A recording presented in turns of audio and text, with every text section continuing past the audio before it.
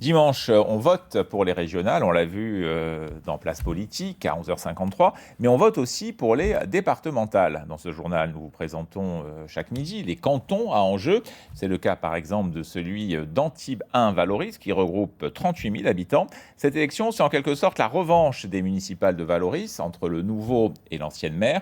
Et toujours le RN et la gauche en embuscade. Nathalie Jourdan, Michel Bernoin.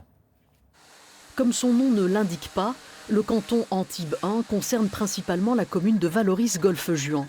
Il inclut aussi la partie ouest de la ville d'Antibes. Pour élire leurs représentants au conseil départemental, les électeurs auront le choix entre 6 binômes. Voici le duo investi par les Républicains.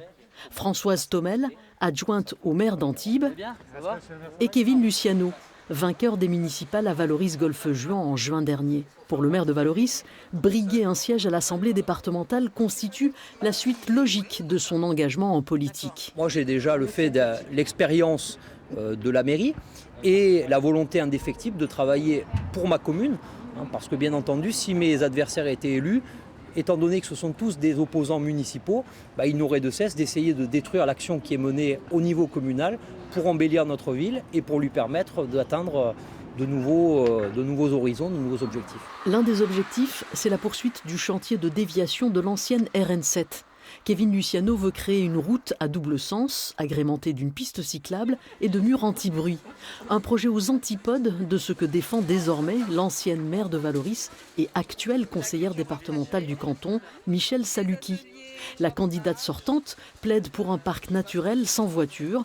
Celle qui a perdu l'investiture LR continue de se réclamer de la majorité départementale. J'adhère complètement au projet du département, au projet que Charles Anginesi a. J'ai beaucoup travaillé sur le Green Deal, la transition économique et écologique, c'est très important, qui entraîne la transition économique, puisqu'on voit de nouvelles start-up qui poussent tous les jours, et c'est très bien, parce qu'on doit sécuriser cette jeunesse et lui apporter autre chose que de la pollution, de l'urbanisation excessive. Bonjour pour les élections départementales, Lionel Tivoli, candidat du Rassemblement national. Le candidat RN, présent au second tour en 2015, axe sa campagne sur l'immigration et la sécurité.